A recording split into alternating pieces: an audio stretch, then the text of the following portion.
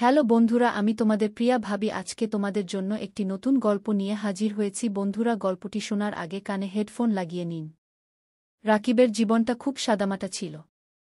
ছোটবেলা থেকেই কষ্টের মধ্যে বেড়ে ওঠা, পরিবারের খরচ চালানো, এসব ছিল তার রোজকার কাজ। তাদের বাবা মা অনেক আগেই চলে গেছেন। তাই তার বড় ভাই হাসানই ছিল তার অভিভাবক, বড় ভাই এবং বন্ধু। হাসান ছিল পরিবারের একমাত্র উপার্জনক্ষম ব্যক্তি, যে নিজের ঘাম ঝরিয়ে সংসার চালাত। হাসানের বিয়ের পর তার জীবনও বদলে যায়।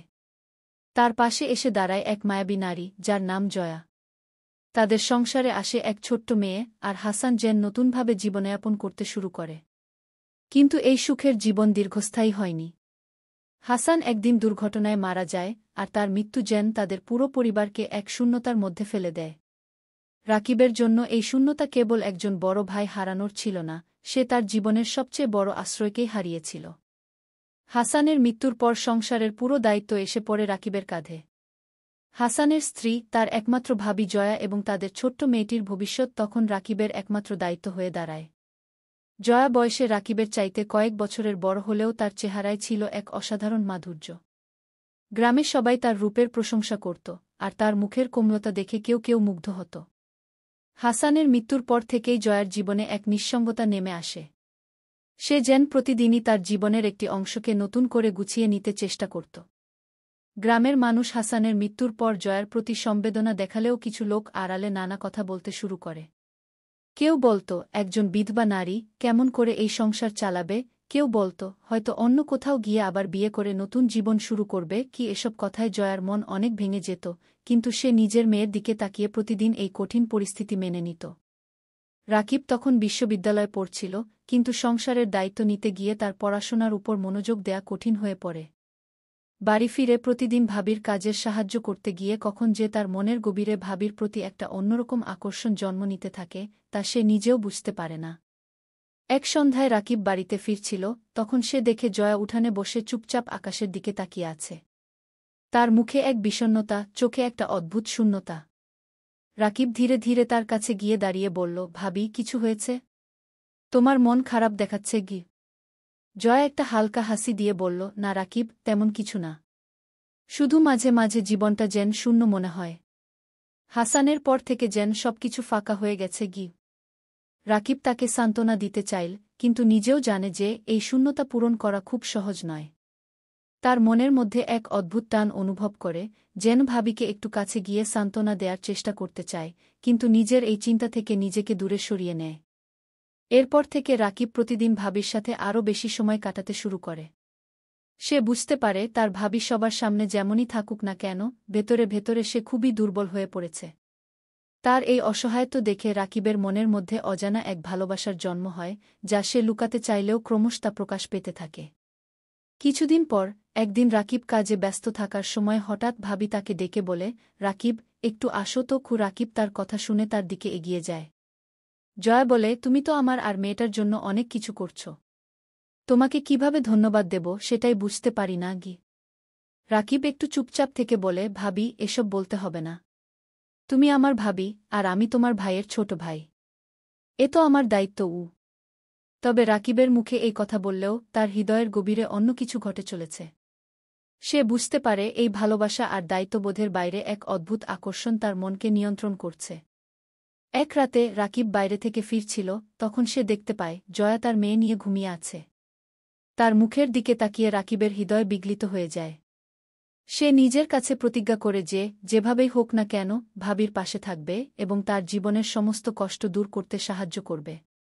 এরপরের দিনগুলোতে রাকিব আরও বেশি করে ভাবির প্রতি আকৃষ্ট হতে থাকে, যদিও সে নিজের অনুভূতিকে সংযত রাখার চেষ্টা করে।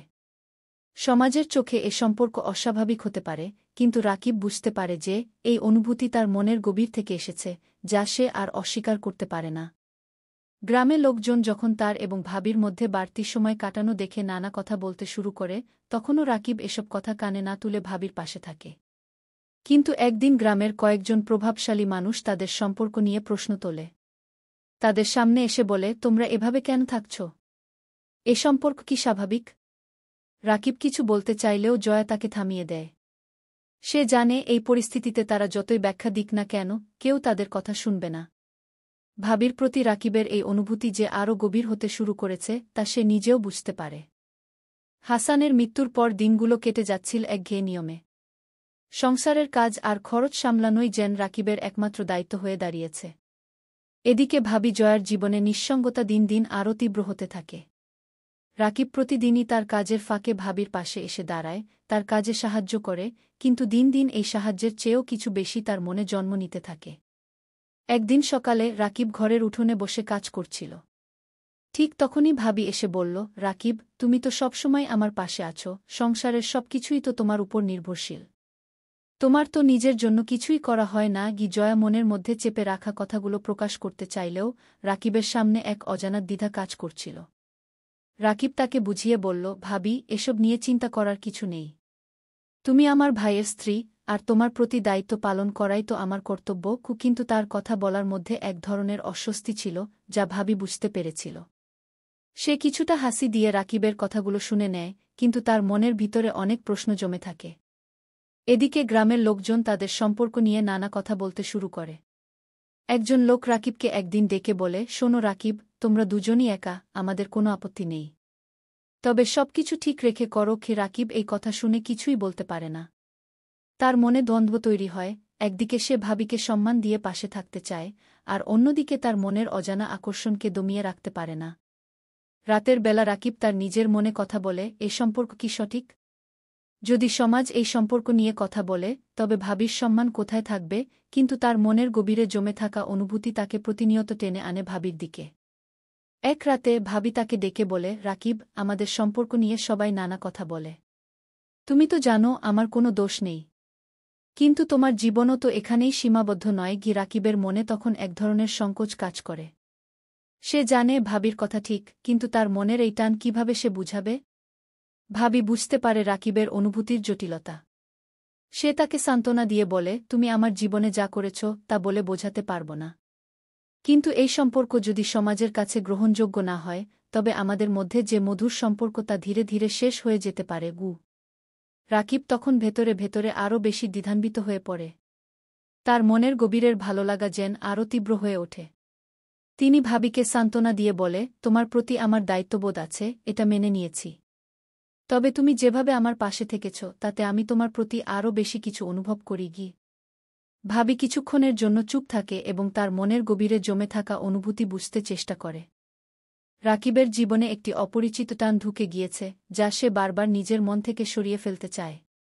কিন্তু যতই সে ভাবিকে এড়িয়ে চলতে চেষ্টা করে, ততই যেন তার মনের গভীরে এক অদ্ভুত আকর্ষণ জমে ওঠে। এদিকে ভাবি, অর্থাৎ জয়া, হাসানের মৃত্যু পরবর্তী শূন্যতা মনের গভীরে নিয়ে বেঁচে আছে।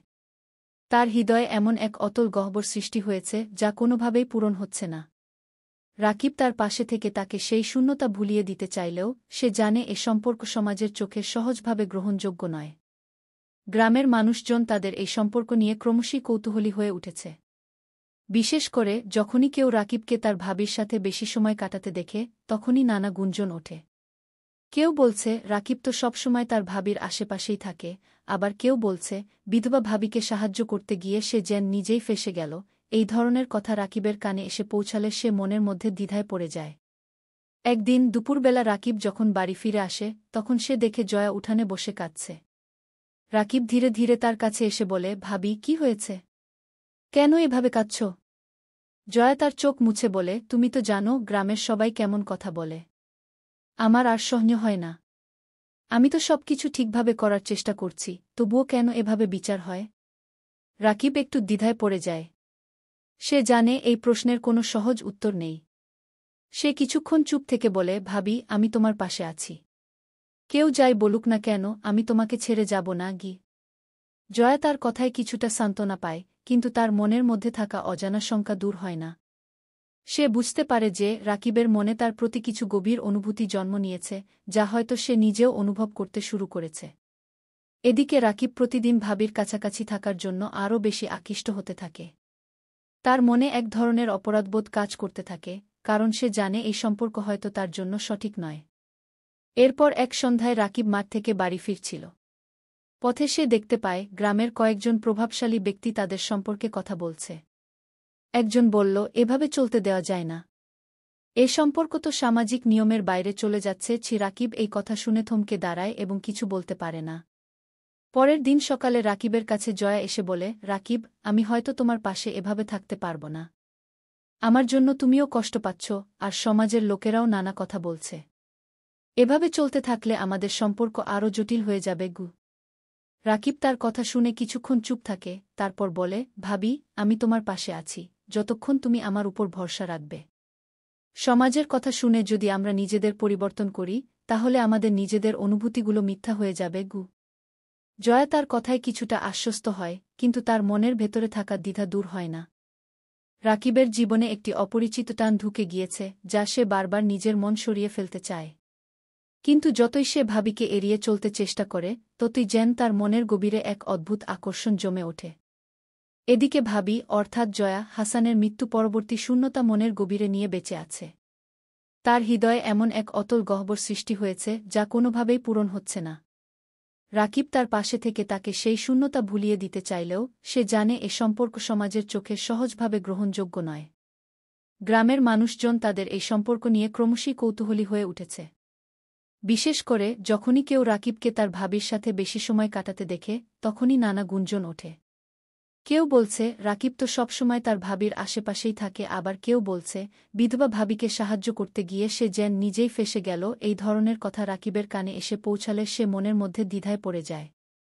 একদিন দুপুরবেলা রাকিব যখন বাড়ি ফিরে আসে, তখন সে দেখে জয়া উঠানে বসে কাঁদছে। রাকিব ধীরে ধীরে তার কাছে এসে বলে, ভাবি, কি হয়েছে? কেন এভাবে কাঁদছ? জয়া তার চোখ মুছে বলে, তুমি তো জানো গ্রামের সবাই কেমন কথা বলে। আমার আর সহ্য হয় না। আমি তো সবকিছু ঠিকভাবে করার চেষ্টা করছি, তবুও কেন এভাবে বিচার হয়? রাকিব একটু দ্বিধায় পড়ে যায়। সে জানে এই প্রশ্নের কোনো সহজ উত্তর নেই। সে কিছুক্ষণ চুপ থেকে বলে, ভাবি, আমি তোমার পাশে আছি। কেউ যাই বলুক না কেন, আমি তোমাকে ছেড়ে যাব না।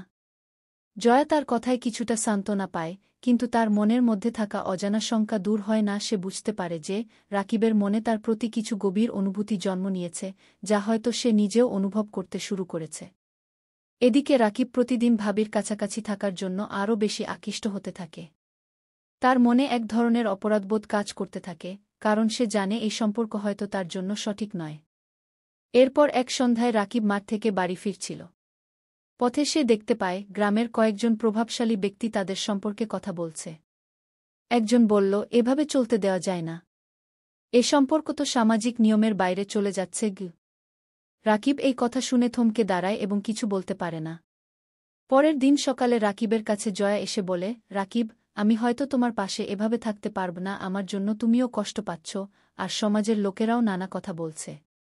এভাবে চলতে থাকলে আমাদের সম্পর্ক আরও জটিল হয়ে যাবে। রাকিব তার কথা শুনে কিছুক্ষণ চুপ থাকে, তারপর বলে, ভাবি, আমি তোমার পাশে আছি যতক্ষণ তুমি আমার উপর ভরসা রাখবে। সমাজের কথা শুনে যদি আমরা নিজেদের পরিবর্তন করি, তাহলে আমাদের নিজেদের অনুভূতিগুলো মিথ্যা হয়ে যাবে গু। জয়া তার কথায় কিছুটা আশ্বস্ত হয়, কিন্তু তার মনের ভেতরে থাকা দ্বিধা দূর হয় না। রাকিব ও জয়ার সম্পর্ক সময়ের সাথে সাথে গভীর থেকে গভীরতর হয়ে উঠেছে। দুজনের মনের টান ও আবেগকে তারা বারবার দূরে সরিয়ে রাখার চেষ্টা করেছে, কিন্তু জীবন যেন তাদের সামনে আরও জটিল পরিস্থিতি এনে দিয়েছে। জয়া তার মনের একাকিত্ব আর সামাজিক চাপের মাঝে নিজেকে একা বোধ করলেও রাকিব তার পাশে থেকে তাকে মানসিক সাহস জুগিয়ে আসছে।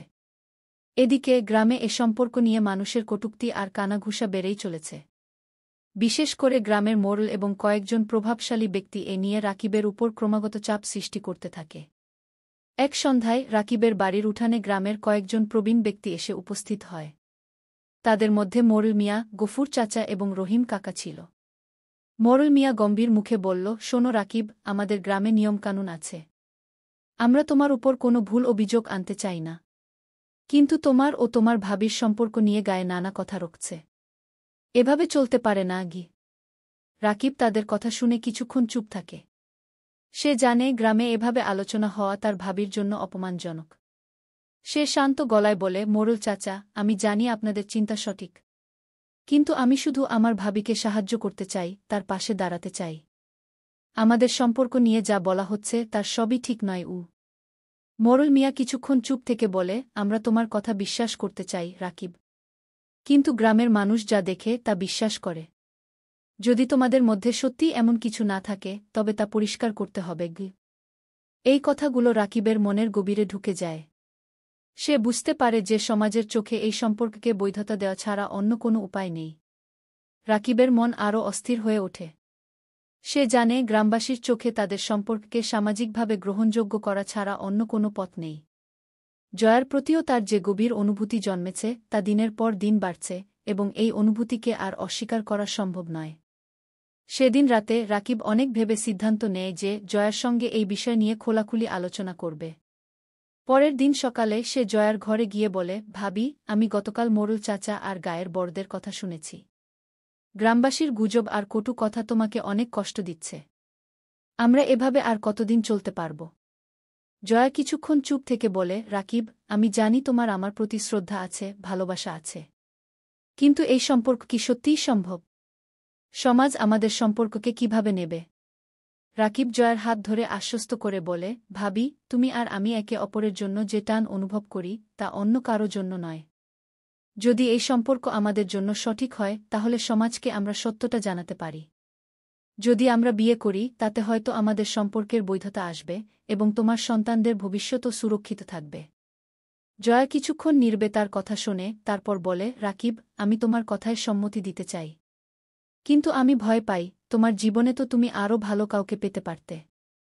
আমাকে বিয়ে করলে তুমি হয়তো আরও দায়িত্বের চাপে পড়ে যাবে। রাকিব মৃদু হাসে এবং বলে, ভাবি, তুমি কি সত্যিই মনে করো অন্য কেউ আমার জীবনে এসে তোমার জায়গা নিতে পারবে? আমার মন তোমার জন্যেই তৈরি হয়েছে। আর তোমার সন্তানদের দায়িত্ব নেওয়াও আমার কর্তব্য বলে মনে হয়। জয়ার চোখে জল এসে যায়। সে অনুভব করে রাকিবের ভালোবাসা এবং তার প্রতি যত্ন সত্যিই নিঃস্বার্থ। দুজনের মনেই এক ধরনের প্রশান্তি আসে। তারা সিদ্ধান্ত নেয় গ্রামের লোকদের সামনে তাদের সম্পর্ককে বৈধতা দেওয়ার জন্য বিয়ের প্রস্তাব নিয়ে যাবে। পরের সপ্তাহে গ্রামের মোড়লদের ডেকে রাকিব আর জয়া তাদের সিদ্ধান্ত জানান। গ্রামের অনেকেই প্রথমে একটু বিস্মিত হলেও রাকিবের সাহসিকতা ও জয়ার সম্মান রক্ষার জন্য অনেকেই এই সম্পর্ক মেনে নিতে প্রস্তুত হয়। এভাবেই রাকিব আর জয়ার সম্পর্ক সামাজিকভাবে স্বীকৃতি পায় এবং তারা একসঙ্গে নতুন জীবন শুরু করে। রাকিব এবং জয়ার বিয়ের সিদ্ধান্ত গ্রামে ধীরে ধীরে শোনা শুরু হয়। প্রথম দিকে কিছু প্রবীণ ব্যক্তি তাদের সম্পর্ক নিয়ে মন্তব্য করতে শুরু করেন। তবে রাকিবের দ্বিতার জন্য গ্রামে বিষয়টি নিয়ে আলোচনা কমে আসতে থাকে। জয়ার উপর যে চাপ ছিল সেটা অনেকটাই কমে গেছে। দুজনের মধ্যে প্রেম এবং পারস্পরিক বোঝাপড়ার একটি সম্পর্ক গড়ে উঠতে শুরু করেছে। বিয়ের প্রস্তুতি শুরু হওয়ার পর জয়ার মনে কিছুটা ভয় ও অনিশ্চয়তা কাজ করতে থাকে। সে জানে গ্রামের মধ্যে তাদের সম্পর্ক কিভাবে গ্রহণ করা হবে। কিন্তু রাকিব সবসময় তাকে আশ্বস্ত করে, ভাবি, আমরা যা করছি তা সঠিক। আমাদের ভালোবাসা এবং একে অপরের প্রতি সম্মানই আমাদেরকে সামনে এগিয়ে নিয়ে যাবে।